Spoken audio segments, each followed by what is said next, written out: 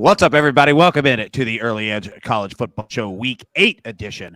I'm your host, Alan Bell. We've got a fantastic show lined up for you today. But I'll tell you what, before we get into this week, let's take a look at how we did last week here. Not bad. Some greens, some reds. The collective pick, our Minnesota-Illinois, we had the under 39.5, comes in at 40. Brutal break on that one. Micah Roberts coming through, man. Had him a strong day.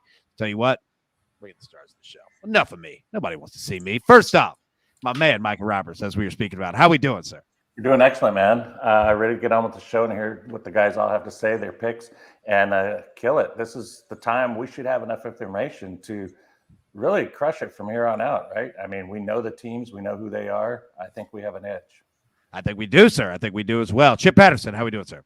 No, not unless you know who's breaking up with their girlfriend. Stresses of the season, erratic performances.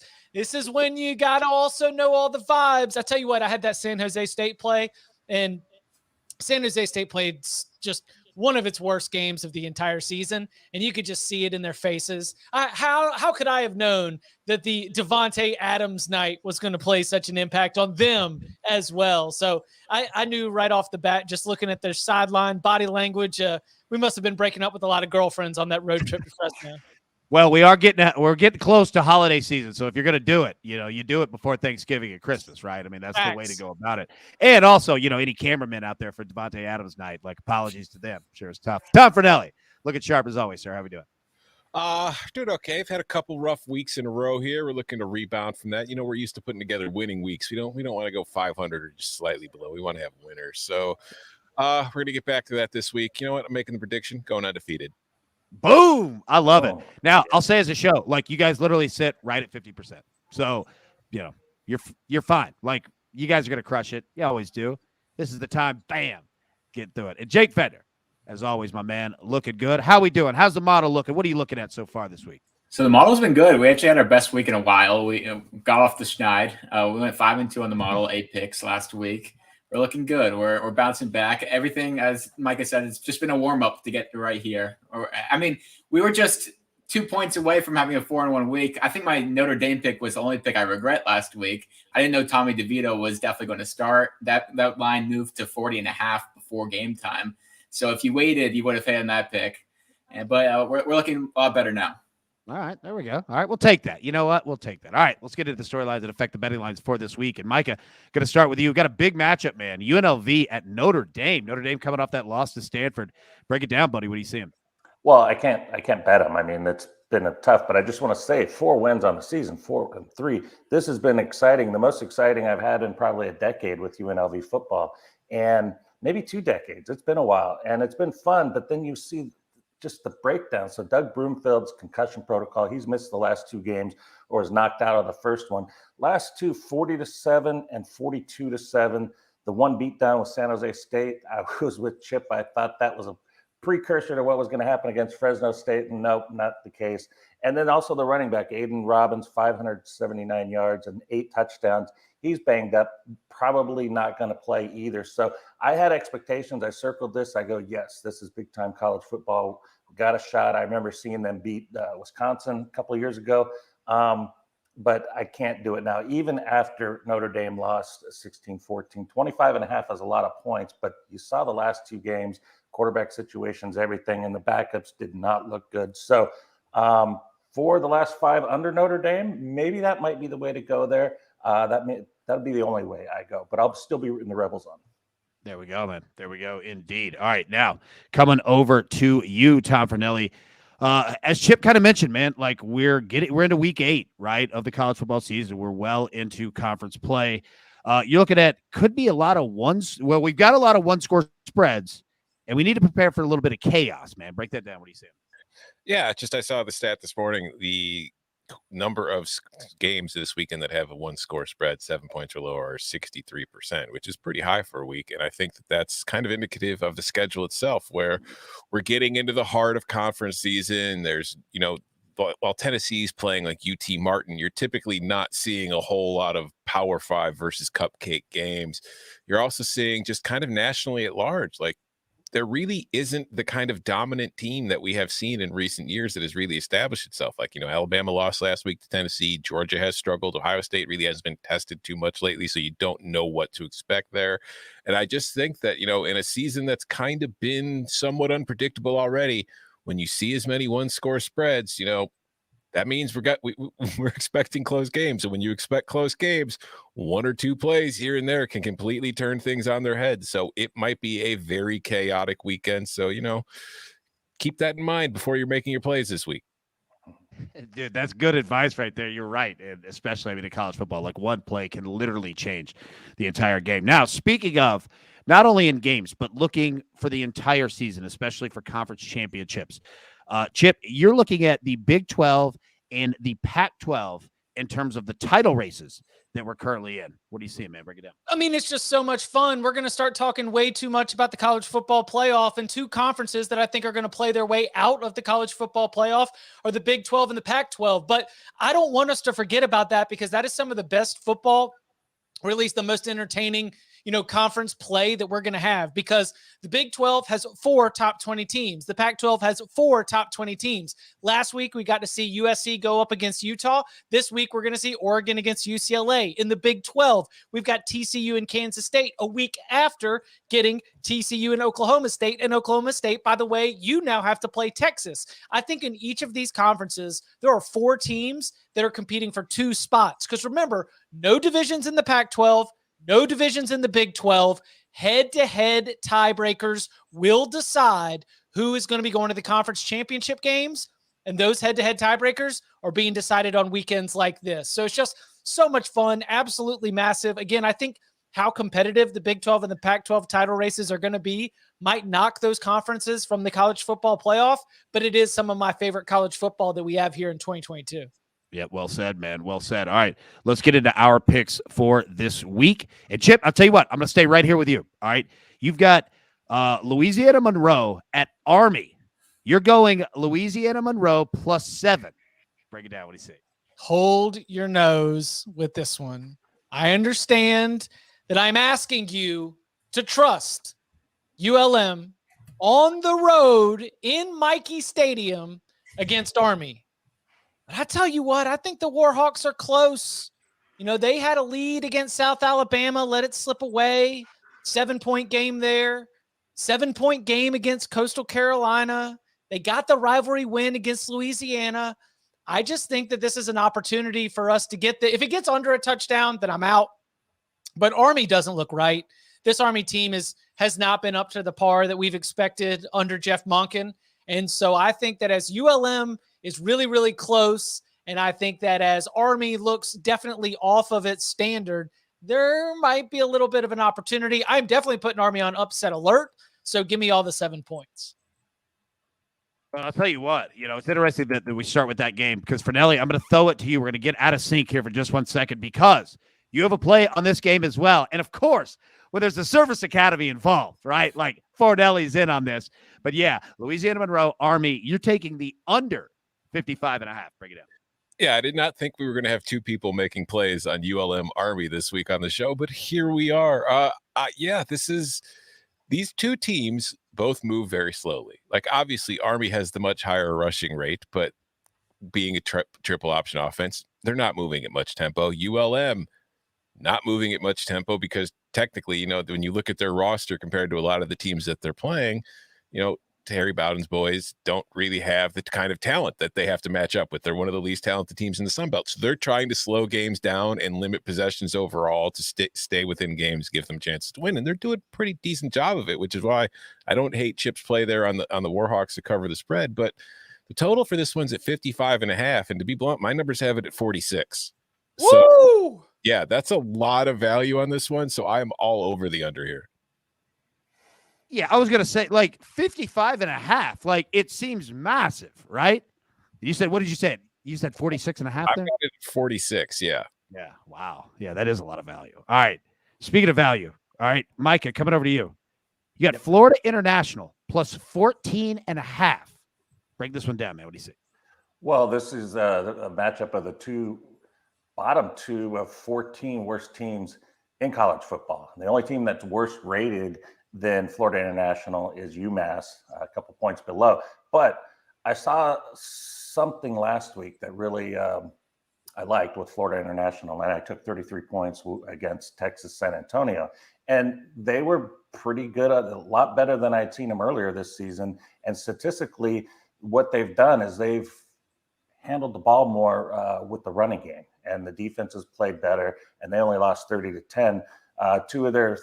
The only two covers have come in the last 3 games here, but the run game. So I got 137 against San Antonio, 153 against Connecticut, and 162 against New Mexico, which was their only win against FBS opponents. So I look for it's a lot of points here. Chris Reynolds has done looked okay, but they're 0-3 at home so far, 0-4 against the spread their last 4, and they're Charlotte. They're not very good. I mean, there's a reason there, but this is a lot of points. So I think it's going to be a closer game than the spread indicates. I'll take the point. And you know what? FIU deserves a win. Maybe they get the win too. Who knows? Hey, much love to the pride of Chattanooga, Will Healy. But Charlotte don't deserve to be favored by 14 and a hook against anybody. No. Love that play, Micah. Yeah, and I don't know what has happened to Charlotte, because Will Healy last year, I mean, he was the belle of the ball. You know what I mean? And it has just dropped like that. So, yeah, well done on that one. All right, Fetner, coming over to you, buddy. A team total here. We're looking at Cincinnati at SMU. You got Cincinnati team total over 30.5. Break it down, man. What do you see? Yeah, I think 30.5 is way too low here. We have Cincinnati's total coming at 37 in this game. SMU's defense is terrible. They've allowed 34-plus points in their last 4 games. This number is a little lower because of all the injuries to Cincinnati, but they are coming off a bye week. Ben Bryant had a concussion in their last game against USF, which is why they only put up 28, but their offense was rolling before that. They get Corey Kiner back. Charles McClellan, their running back, had a huge game in their last game against USF. He kind of carried them to that victory. I don't see them scoring under 30 points here. There we go, man. There we go. Well said. All right. Chip, coming back up to you. Your weekly play here. I'm liking it. You're taking Duke. Yeah. Duke +9, man. Break it down. Yeah, I don't trust Miami to cover more than a touchdown at 12:30 p.m. Eastern time on Jefferson Pilot. That just has all the makings of a game that's not particularly well attended, that the juice will be a little bit lacking. And I mean, Duke's just the kind of team that is enough of a thorn in your side. And look, they almost had the Tar Heels last week on Saturday night. Yeah, they did. I think Duke is capable of going in there and making this very uncomfortable for Miami. I don't trust Miami's offense to be able to run away and hide from anybody. So yeah, give me a sleepy Hard Rock Stadium and Duke to go in there and make things uncomfortable. I'll take all 9 points. There we go. And look, I'll tell you this, man. You brought up Jefferson Pilot, dude. I missed those games at 11:14 Central. Dave Neal, Dave Rowe, everybody was named Dave that was on the game. Did they just say, hey, Dave, what do you think about that? Dude, I missed those days. The Jefferson Pilot game was fantastic. All right, Fidelli, coming over to you. All right. We've got Indiana at Rutgers. Clearly the game of the year that everybody's paying attention to here. You're going Indiana +3.5. Bring it up. Yeah. Who will finish in 6th place in the Big Ten? We find out this weekend in Piscataway. This is just, I don't think this is a great matchup for Rutgers. I think that Indiana, if you followed them this season, is one of the most pass-heavy teams in the country. I think they're 4th overall as far as rate of plays in which they're dropping back to throw a pass. And while they're not great at it, they stick to it, and it's what they do. And if you look at Rutgers, overall, its numbers against the pass are pretty decent, but then you kind of start digging in and you see that, first of all, it's played Boston College, Wagner, Temple, Iowa, and Nebraska, which aren't great passing offenses. And the one passing offense it faced, Ohio State, tore it apart. And I'm not comparing Indiana to Ohio State. Let's be clear about that. But I think that the Hoosiers will be able to find success in the passing game against this Rutgers defense. On the other side, Rutgers is just so hard to trust on offense. They do not move the ball well or efficiently at all. And I have a difficult time looking at this game and thinking that even if Rutgers pulls off the win, they're not going to be able to pull more than a field goal away from Indiana. They just don't have the offensive firepower to do it. So this is going to be close. I would lean towards Indiana winning outright, but I would much rather have the 3.5 points because this is just going to be kind of an ugly kind of game. Yeah, it makes sense, man. And I'll tell you what, Fedner, you're on the same play. Indiana plus 3.5. Yeah, dude, I know. Break it down. What are you seeing from it? Yeah, I'm on it for the exact same reasons. So Indiana's won the game in Piscataway the last 3 times they played there. I think they're the better team. They should have won last week. They blew that game against Maryland, especially after Talia Tagovailoa came out injured. I think they're the better team. We have enough value for an A on Indiana plus 135. I don't know why this game's at 3.5 for Rutgers.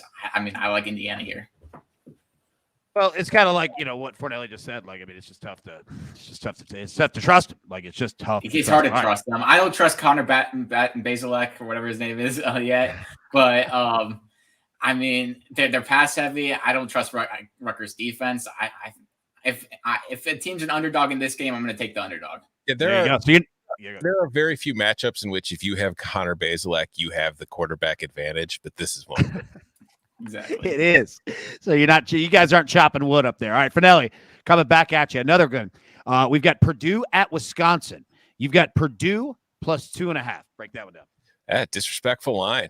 This is, Purdue is right now tied with Illinois atop the Big Ten West Division. They are the 2 primary contenders.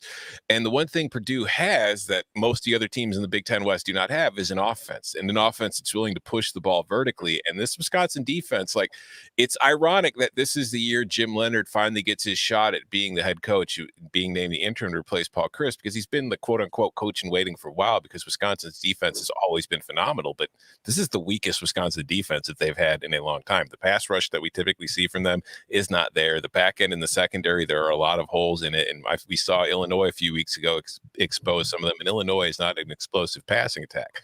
Purdue can be, and I think that going into this matchup, honestly, Purdue should be favored. My numbers say Purdue is about a 1-point favorite here. They're catching 2.5, or they're 2.5-point dogs, so there's the home field advantage, but I don't trust the Badgers. It's kind of the same situation with Rutgers. Graham Mertz's numbers in a lot of ways aren't as bad as you think overall. He's been pretty good on 3rd down. It's just in 1st and 2nd down, they don't really provide much. Braylon Allen, if you can get rid of him or take him out of the picture, it's a big deal. And I think that's the one thing. If you look at Purdue defensively, they have not been great against the pass, but they've actually done a very good job against the run. So I think the Boilermakers in this matchup can take Braylon Allen out. Maybe not stop him completely, but not make him, at least make Wisconsin figure out ways to move the ball through the air. And I just don't trust Wisconsin to do that. And I think Purdue's going to be able to. So again, I'm taking the points, but I really like Purdue to win this one outright. There you go, man. And I'll tell you what, the central theme of this week seems to be there's just no trust, right? Just no trust across the board. And it goes along, Fornelli, with exactly what your storyline was saying. All right, Fetner, I want you to break down 2 games for me here, back to back. Okay. So first, we've got Northern Illinois at Ohio. You've got the over 65.5 in that one. And then Wake Forest team total over 40.5 against Boston College. Start with the Ohio, Northern Illinois, and then go into Wake Forest. So a big trend in our model this week is MAC overs. We love overs in a bunch of MAC games. And honestly, they've been scoring a lot of points. There's not much defense in the MAC at this time of the year. I guess it's good weather in Ohio, good weather in Illinois. These teams are putting up some big numbers. We have this game totaling 71. I like this as long as it's under 70. Both teams are putting up ridiculous numbers. They're not stopping anyone. Give me the over there. And then for Wake Forest, team total over 40.5. I don't see Boston College stopping them. Wake Forest is coming off a bye. Sam Hartman should light them up.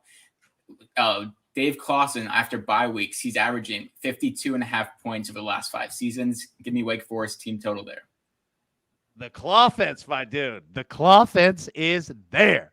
I like it. All right, our last one here, then we're going to get our big 6 games, is Fornelli. And we've got another barn burner, Georgia Southern at Old Dominion, which I joke about, the names. This game's actually going to be pretty legit. These are 2 somewhat pretty legit teams. I like it. You've got Georgia Southern plus 2.5. Break that one down. Yeah, Georgia Southern's good. They went into Lincoln earlier this year and they beat Nebraska. That it pretty much ended up getting Scott Frost fired for good. although that was always bound to happen, but like it kind of got written off as like a huge upset. But like Georgia Southern has continued to be a very good football team. Like their losses have come to UAB on the road. They lost to Coastal Carolina by 4 on the road. They lost to Georgia State by 8 on the road. But look, last week they pulled off the upset win over a James Madison team that had finally cracked the AP top 25 and everybody was really high on. They beat a Ball State team that's proven to be pretty decent in the MAC. And Old Dominion, to me, like I know last week they just knocked off Coastal Carolina themselves. And Old Dominion beat Virginia Tech earlier this year. So, like, this is not a bad Monarchs team. It's just when I look at these two teams and I break them down, Old Dominion's got the better defense. Georgia Southern has the better offense. I still think that of the 4 units, the Georgia Southern offense is the best unit on the field. I think that they could take advantage of some of Old Dominion's defense, whereas I don't trust Old Dominion's offense. There's that word is again. But I look at this one, and again, it's kind of like similar situation to the other picks. I think the wrong team is favored. I think Georgia Southern is going to win this game. And if I can get points with them, do it. If you want to take them on the money line, I don't hate that either, especially if you can get it around 120 or better. So love it, man. Love it indeed. All right, let's get into our big 6 games of the week. But before we do, let's take a quick break and hear from one of our partners. And we are back. All right, our first game up here, all right? Now, we've seen already some significant line movement in this game. All right, so we've got 7th-ranked Ole Miss at LSU. LSU is now favored, -1.5. It opened, I believe, Ole Miss -2. All right, so we've moved LSU -1.5, a total of 66.5. Micah, I'm going to start with you. You've got an official play here on LSU -1.5. Break it down. What do you say? Yeah, I do like LSU, but I think we got my games that I had official and not flip-flopped. That's on me then. Yeah, go ahead. No problem. But the thing is about this, I think I've got the better defense with LSU. I think I've got the home field edge, and the home field has been covered the last 4 meetings between these two, and a better quarterback. And I think they're more battle-tested. I think, LSU has, gone the new quarterback. They've got the Jaden Daniels from ASU, 2 Pac-12 quarterbacks here too. But I think he's been a lot better than Jackson Dart, and Dart's done some good things for Mississippi. They had an amazing run attack against Auburn their last time, 448 yards rushing. That was really good. But their best win is still against Kentucky, 22-9. And I think with Daniels, I mean, what he's doing now, 69% passing, 10 touchdowns, only 1 interception, eliminating the turnovers. And he's also their leading rusher at over 400 yards a game and 6 touchdowns. And then I got the look ahead for Ole Miss. So they're riding high. They're one of 3 teams undefeated in the SEC so far. And after LSU, they got to go to A&M. That's not going to be pretty. And then Bama, that's not going to work out well. Arkansas is going to be a tough one. And then Mississippi State on Thanksgiving. That's a tough road ahead. So maybe they try to get this here. But I think there's something looking at the schedule saying, yeah, maybe we could go. I don't know. It's going to be tough. And this is going to be the one that hits them right in the nose here. I think LSU home field gets the win. And I think Daniels has a big game. There we go, man. There we go. Now, Chip, you have an official play in this game. You like the under 66.5. Break that down. I sure do. Yes, Ole Miss is a team that plays with tempo, but they're not throwing it around the yard. And in fact, as they are playing with tempo, they are running. They are number 3 in the nation in rushing yards per game. They are number 5 in the nation in number of rush attempts on the season. And that's including these service academies that build their whole identity on running. They have multiple backs that are capable of going for over 100 yards, as they had 3 go for over 100, 3 different rushers go for over 100 yards. Jackson Dart gets to be a part of that run game too. Jackson Dart's not great at throwing the ball. So the clock is going to keep running even as Ole Miss plays with the breakneck pace. And then on the other side, LSU's path to victory here, as they are the favorite in the game, is to keep that Ole Miss offense off the field. It's to run the ball just a little bit. And so I think that Jaden Daniels using his legs, I think that the ground game does become really important for LSU. Try to put together long drives, 3rd down conversions. Daniels has been very good on 3rd down. So, all of it shapes up into what will probably be a little bit of a sweat. But if you want a little, deodorant for that perspiration, just look back at that Kentucky game, 22-19. Not all these games are going to be a shootout like we saw against Auburn. So give me the under 66.5. Yeah, I mean, you've got 2 teams that are essentially, they're led by their defenses, right? And they're 2 defenses that are continuing to get better. So, yeah, I feel you on that. Now, Fettner and Fornelli, neither of you have an official play on this game, but you both went the same route. So, Fornelli, I'll throw it to you first. Fettner, follow him up. You both lean Ole Miss on the money line at plus 110. Yeah, it's a very complicated thought process behind this one, but what it boils down to is this. To me, this is a coin flip. So if I can get plus 110 on a coin flip, I'm going to take that. I like it. You know what? That's well said. That's well said. Fettner, follow him up. That's going to be tough to follow up, too. That is tough to follow up. The model loves Ole Miss here. We have them winning by 6, which I think is a little much. I do lean Ole Miss. I was at the LSU-Florida game, and both defenses were really rough. Jaden Daniels was the best player. He made Florida's defense look silly, but I think Ole Miss has a better defense than Florida. LSU's run game is what scares me. I don't think they could really run the ball on Ole Miss. They're going to have to rely on Jaden Daniels to throw the ball. Ole Miss has the better run game, and that's why I like them on the money line. There we go, man. All right, our next game that we have, 20th ranked Texas, a 6.5-point favorite at Oklahoma State, who is ranked 11th.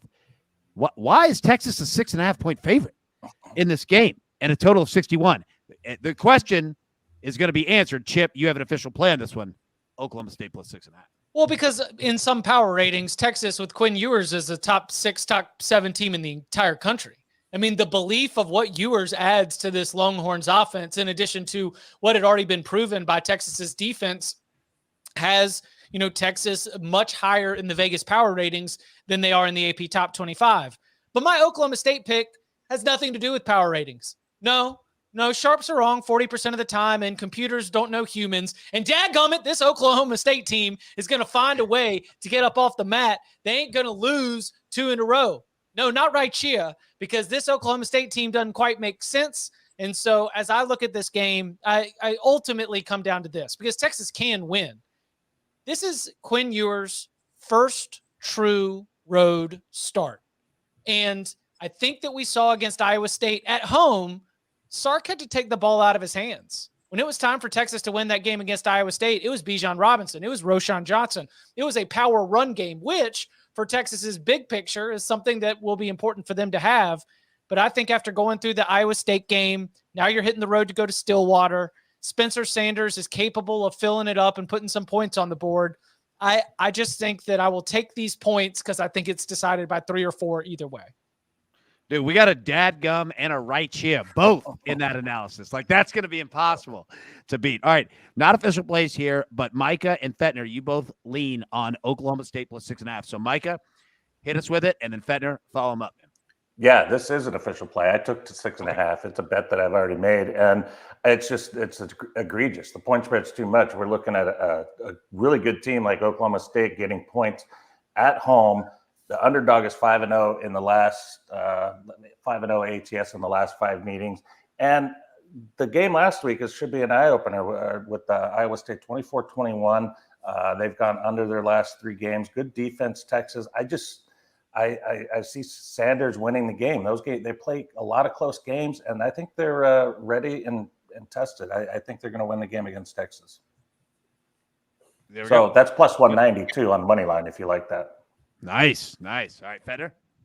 So our model agrees here. We have Oklahoma State winning by 2. I think 6.5 is way too much here. I liked it at Oklahoma State at 4.5. I love it at 6.5. It's not official play, but it's a heavy lean. I like Spencer Sanders. He is a little banged up. He has the shoulder problem. I'm not sure if I trust Quinn Ewers just yet. They had to run the ball. Bijan Robinson carried them to their victory over Iowa State. Give me Oklahoma State 6.5, plus 6.5. All right, there we go, man. There we go. Now, Fornelli, not an official play, but you lean the opposite side here, man. You lean Texas minus 6.5. What do you say? I mean, I'm wearing burnt orange. What other direction can I go? That just touched on it. Spencer Sanders is not 100%. We saw it last week against TCU. He got off to a pretty good start in that game, but as the game went on, he just progressively got worse and worse, as did the Oklahoma State offense, which allowed TCU to come back. Defensively, TCU, Quentin Johnston is awesome. TCU knows it. TCU just kept going to him over and over and over again, and the Cowboys couldn't stop it. Well, Texas has a couple of Quentin Johnsons of its own, and it had more than one, so it's going to be able to kind of confuse the Oklahoma State defense, and I think that with a banged up Spencer Sanders. I know this is Quinn Ewers' first road start, but Quinn Ewers is the better quarterback in this matchup. Texas has the better overall collection of talent on offense than Oklahoma State does. Defensively, I give the slight edge to the Cowboys, but Texas's defense has been pretty good itself in recent weeks. And I think that the Longhorns, honestly, I've been talking about this on Cover 3 all season long. Chip, you and I have been getting yelled at for it all season long. I don't think Oklahoma State has ever been as good as its record has shown, and I think that last week was just kind of a start of a correction for the Cowboys, in which they're going to end up being an 8-4 team. And I think losing this one is part of the reason they'll be 8-4, and I think Texas is going to win by a touchdown. So give me the Horns. Hook them. Hook 'em indeed, man. Hook 'em indeed. All right. Our next game here, we've got 14th ranked Syracuse at 5th ranked Clemson. Clemson, a 13.5-point favorite, a total of 50. Micah, throwing over to you. This is an official play, I believe, right? Syracuse plus 13.5. I got you now. I messed up. You were perfect. I messed up. I didn't write it out right. I should have. No, you're good. Anyway.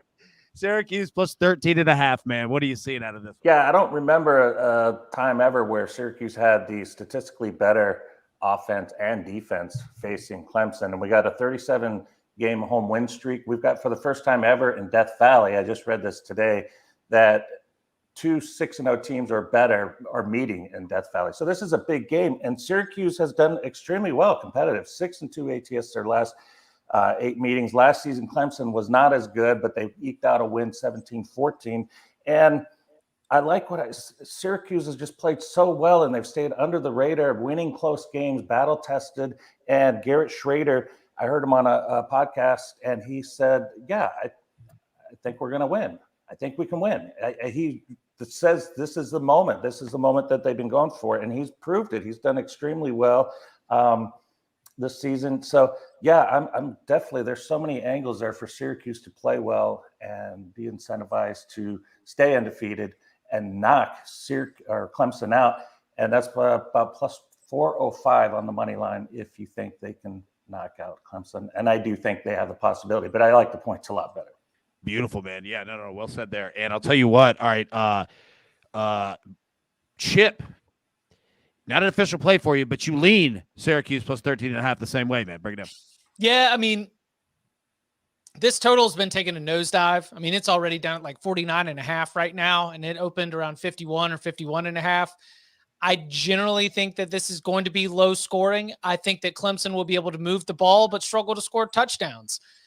Listen, the Fett Show always has our player props. Give me BT Potter field goal attempts over whatever the number is, because 1.5.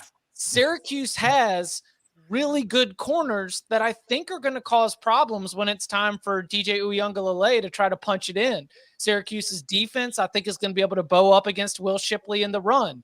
I think that, again, we are going to see a situation where it feels like Clemson's dominating, but all these times that they're trading a 3 for a 7, I think that that's going to end up catching up on the scoreboard. I think Syracuse scores just enough to be able to hang inside this number. Under feels right, but again, that number just continues to drop. It might even be under 49 by game time. So in that case, I'll kick it on over to the dog. Again, thinking that Syracuse's red zone defense allows a game that feels like it's being dominated by Clemson actually hang inside the number. All right. Now, speaking of kicking it over, all right, Fettner, you and Fornelli both lean the same way. Not official plays, but you lean here on Clemson with the points, minus 13.5. So, Fetch, I'll start with you. Fornelli, follow him up. Syracuse has played Clemson better than most teams in the ACC. They beat them a couple of years ago, too. They just seem to play them close, but I just think Clemson's the much more talented team. DJU's playing better than he has throughout his career. He's playing the best football he has. I think they're the more talented team. 13.5 is close. I could see Syracuse covering, especially if it's a low-scoring game. I do think this is one of the best kicking matchups in football with Andre Smits for Syracuse and BT Potter. So if you do like player props, I'd be all over 1.5 field goals for both players. But I'd lean the more talented team. Gotcha. Not an official play, but not far from being one. I have a fundamental disagreement with something you said, Chip. You said you think that Syracuse will be able to stop Clemson's run game. That would be incredible because Syracuse hasn't stopped anybody's run game yet. Like going into this game, they rank 119th nationally in success rate against the run. They rank 111th in EPA allowed per rush. They're just not very good at it. And I think that is something Clemson will lean on, because if you look at who Syracuse has played so far this year, like the schedule itself is not amazing. Like they beat Purdue, which was a good win for them, but they struggled to get by Virginia, which has been an awful team this year. They opened the season with a surprise win over Louisville, but I think Louisville didn't know what it was in for yet because of the new coaching staff there, and I think got caught really off guard. But Clemson's the one team I feel like can run the ball. It's the best rushing. They have the best running back of anybody that the Orange have faced so far this year. And while they've been a good story, I just think that story comes to an end this week. I think Clemson is probably, again, it's not an official play, but I think there is a very real shot at Clemson winning this by 3 or 4 scores. All right. Alt line, baby. Yeah. I would probably rather take an alt line on Clemson than the actual spread. Yeah, makes sense. All right. Next game here. We got 24th ranked Mississippi State at 5th ranked Alabama. Alabama, a 21-point favorite, a total of 61. All right. So, Micah, again, I already loved you before the show, but you go big game hunting, and it makes me happy, dude. All right. So we've got Alabama coming off of that loss to Tennessee, and Mississippi State off that game to Kentucky. Like, both of these teams kind of questions in the air. You got an official play under 61 in this one. What do you see?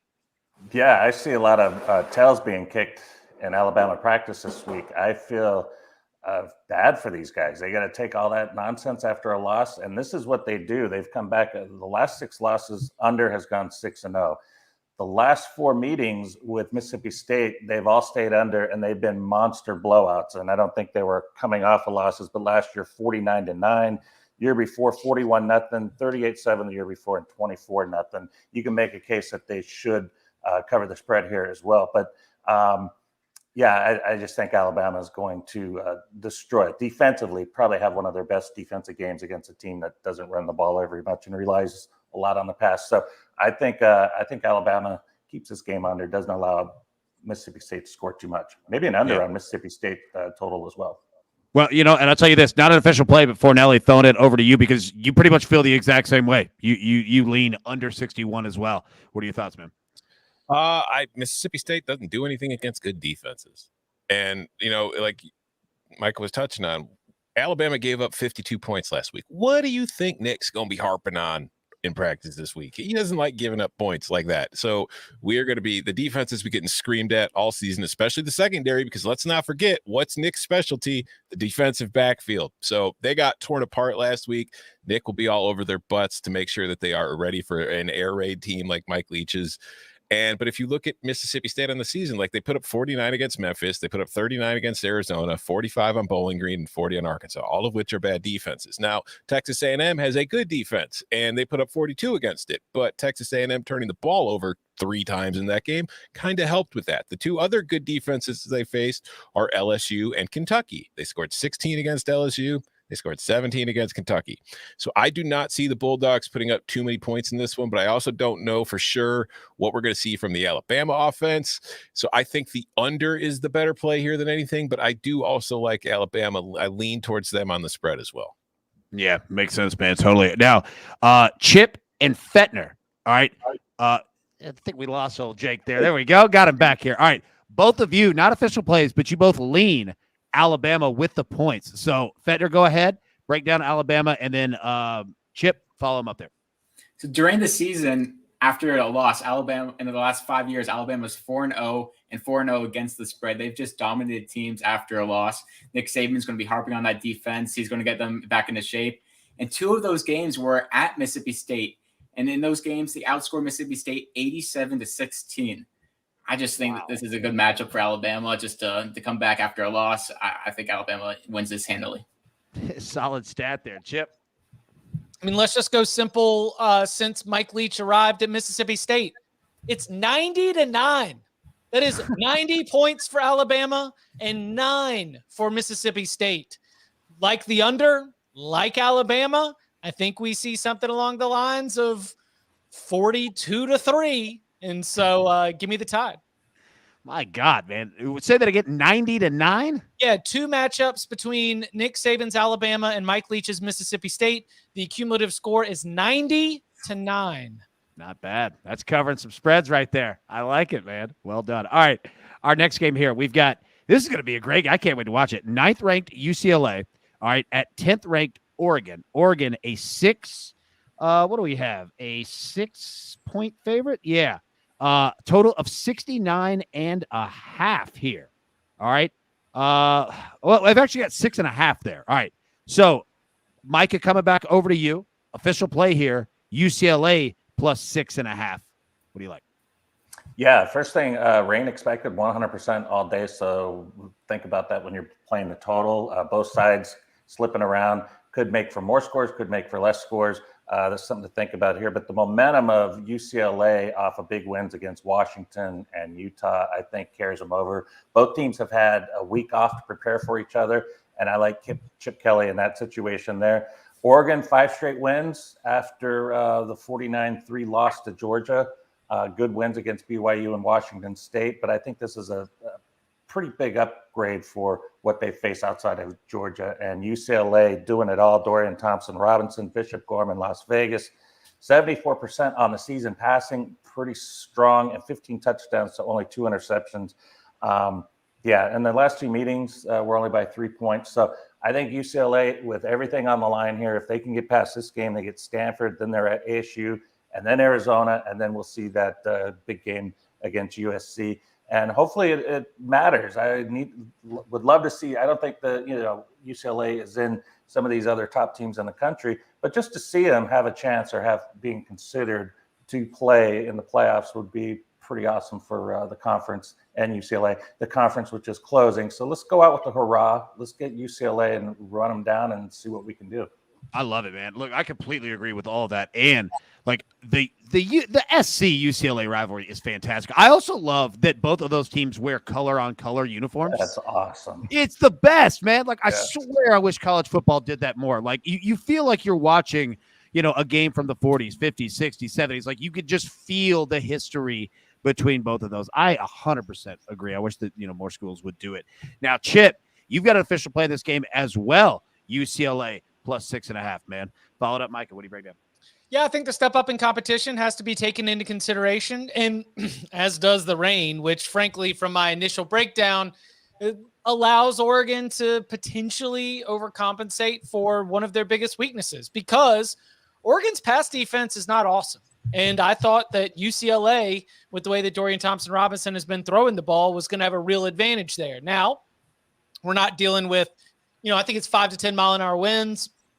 Yes, there's going to be a lot of rain, about a 1/4 inch of accumulation throughout the game, but I still think that this Bruins team going up against Oregon's defense is going to have a little bit of an advantage. And plus, why would I worry about the rain when, according to a clip I just saw, Chip Kelly's out at practice with a super soaker, spraying off the punt returner, making sure that they're going to be able to handle it. Clearly, Chip Kelly, who, by the way, I made fun of for the $1 Million Meal Table, and that UCLA team, they're whooping some tail in the trenches. The $1 Million Meal Table is starting to pay off with the Bruins on the nutrition front. So, yeah, this is a game I think UCLA can win. It's a game I absolutely think is going to be close. I'm throwing it in the same bucket as that Oklahoma State play, where I just think the game is going to play out in a way where it is a field goal, a touchdown, 4s, 3s, all stuff that's going to be a lot of value if you're sitting on the underdog plus 6 and a hook. Yeah, dude, this UCLA team's legit. Like, they're super legit. This team is good, man. And I love that Chip Kelly's doing that. Like, not only for the fun, but yeah, man, like that's good practice, get the ball wet. See old Peyton Manning when he would dunk the ball in the bucket of water, and then snap and throw. I like it, man. All right, so we don't have official plays, Fornelli, on you or Fettner, but you both lean the exact same way. So Fettner, start us off. You both lean towards the over 69.5. So Fettner started off. Fornelli, follow him up.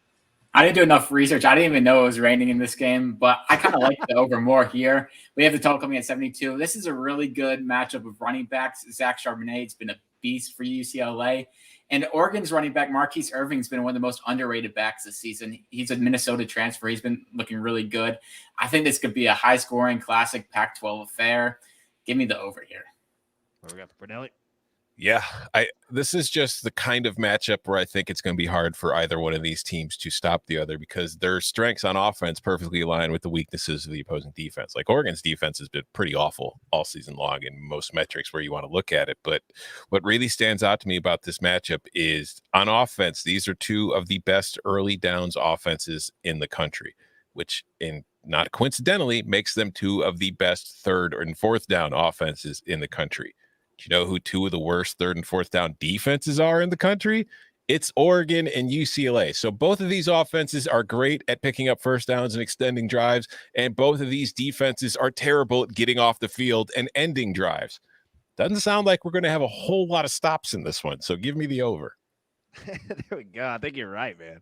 I think you're right. All right, our final game here. All right, we got 17th ranked Kansas State at 8th ranked TCU. TCU, a 3.5-point favorite. A total of 54. We have two official plays. So, Fornelli, I'm going to throw it right back at you.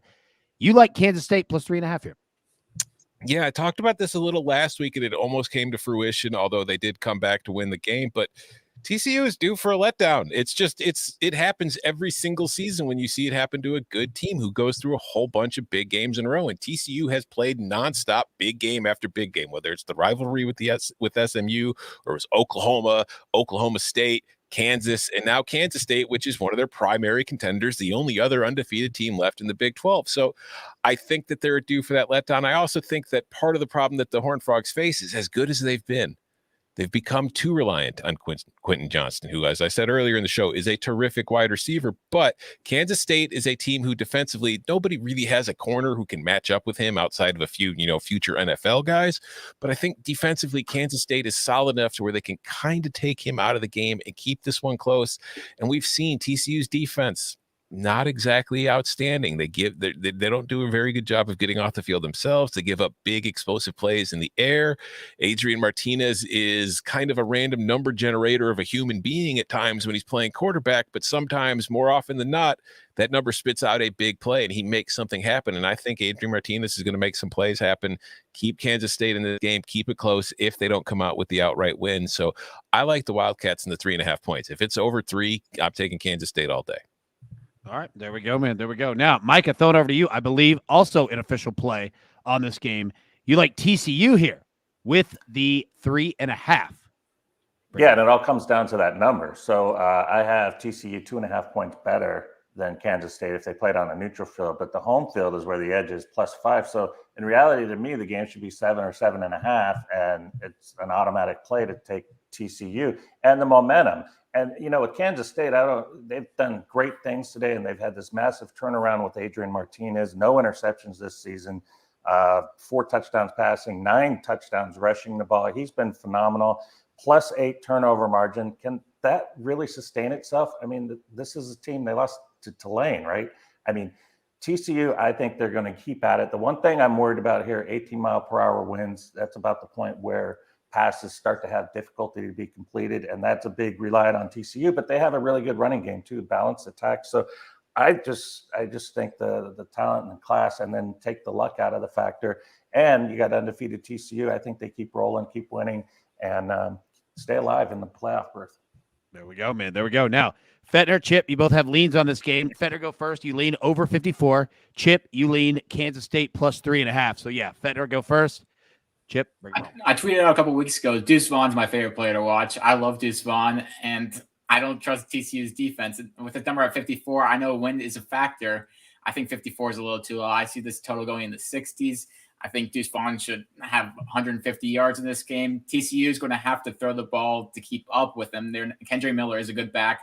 They're going to have to put up numbers if they want to stay in this game. I would lean Kansas State getting 3.5, but I like the over a little better. Yeah, so I don't think that TCU's defense has played an attack that's going to be as unique as what Kansas State's going to provide.